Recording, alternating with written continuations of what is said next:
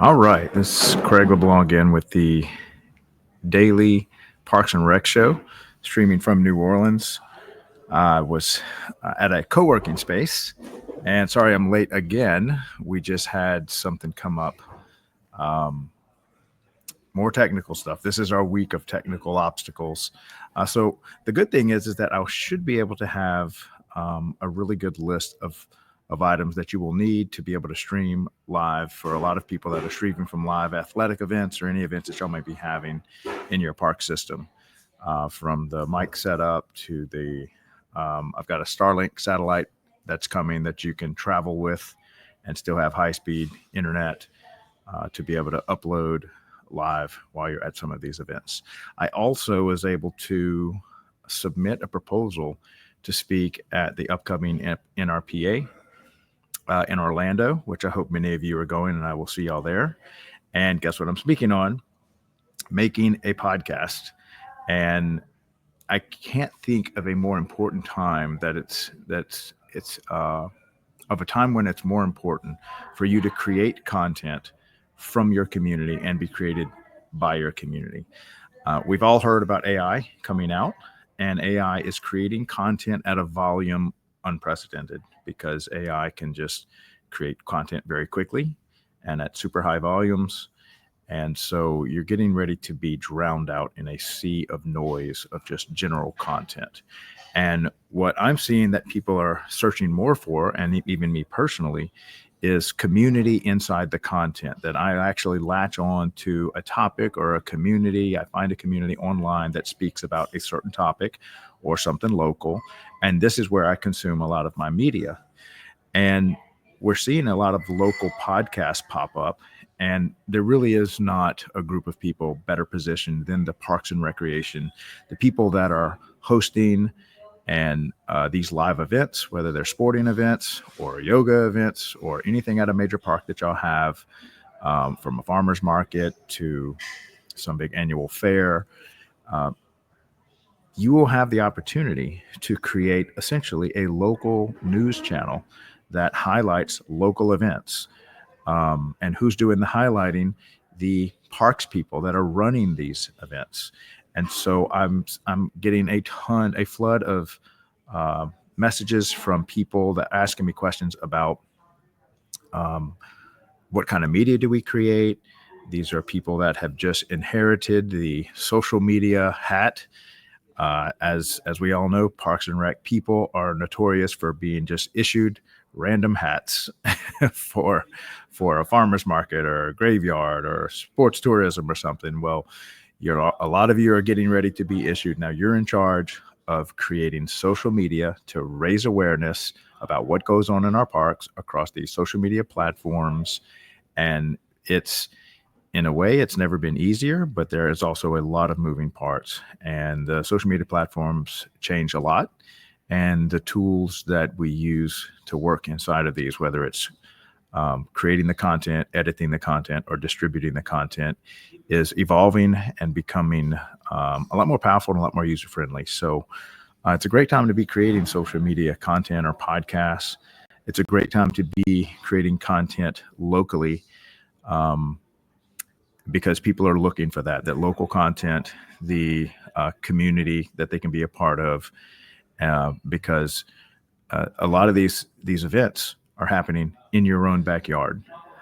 As I Since I have a foot in both worlds, both the private world and then in the public sector as far as Parks and Recreation, and I can't tell you how many of my people outside of Parks and Recreation have no idea of what goes on inside their own park system, as far as even events or stuff that they host or services they provide.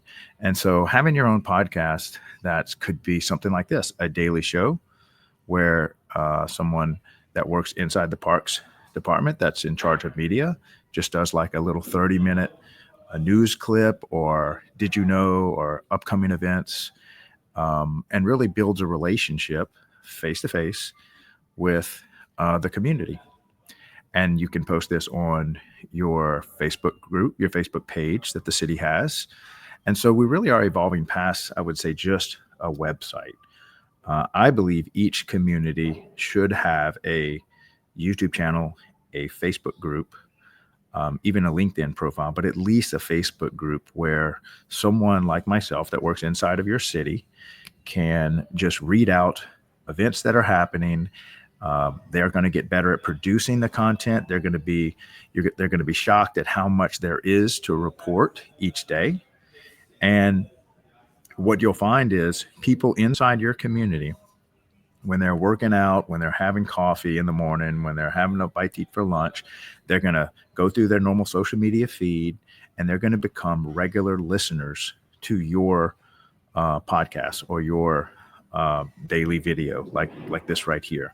So here I am building a media company and a news channel for Parks and Recreation. Well, you're going to be doing this, but mine is national.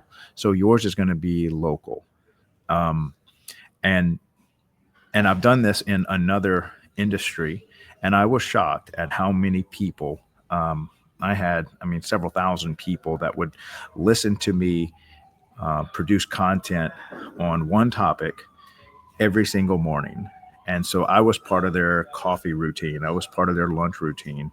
And if I didn't produce content, they would be DMing me, is everything okay? What's going on?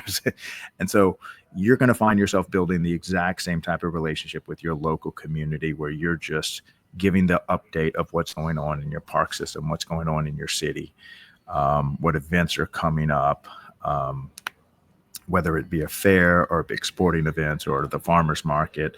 And you'll get good at just promoting and raising awareness of the city. And that's what a lot of park systems have been wanting to do, is how do we raise awareness and let people know what goes on in our community, what events we have, what services we offered. Let's get park usage up, because if park usage is up, then you're able to fundraise a lot better. You're able to maybe increase property tax or get grants a little bit better if the parks are just being used.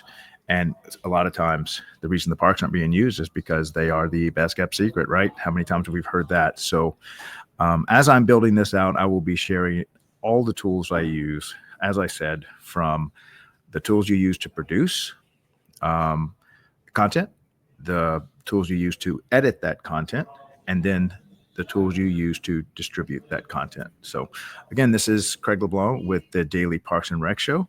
I promise you next week, every day, 12 noon Eastern, I'm going to hit the mark. It's just this first week of scaling up and getting all my ducks in a row and everything. My editing team is doing a great job taking these, creating the thumbnails, creating the shorts, which is something I want to show y'all how we do, so that you can do this in your Parks and Rec community.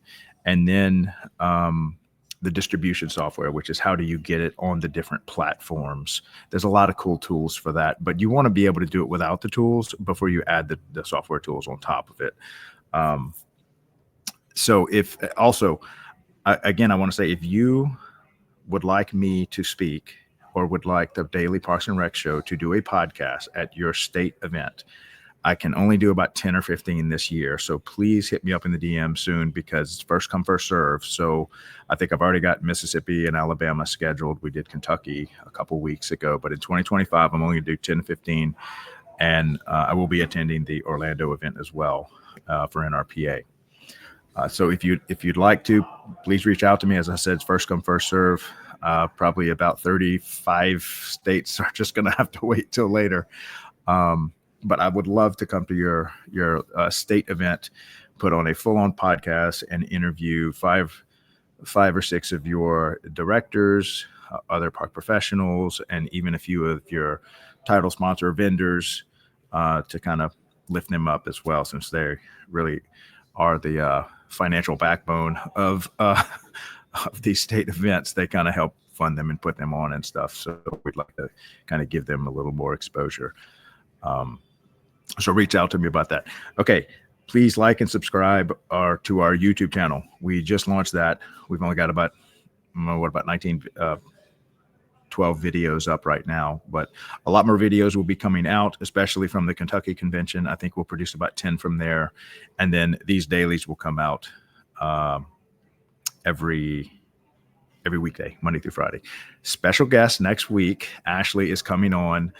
on Tuesday. I should get about 3 guests. So you're going to start seeing, instead of just me, we'll have like a first segment or a second segment where it's me just kind of giving everybody an update on the channel, what we're doing. But then we're going to have a guest speaker to speak on whatever specific topic they are, whether they're a director, a programmer, or just someone that's a professional in an industry that is used a lot in the Parks and Rec, or that we feel would be valuable to the Parks and Rec community. So I'll see y'all again tomorrow, Friday. Hopefully I will be on schedule. This will be my week of not being on schedule. Next week, we're going to be hitting the mark, 12 noon Eastern, every day here on Facebook, X, LinkedIn, and eventually live on YouTube once we get our subscribers above 1,000. So please go to our YouTube channel, subscribe to the channel so that we can go live in addition to the other places that we're going live, and help create content for the Parks and Rec community of America. Again, Craig LeBlanc. See y'all tomorrow. Bye.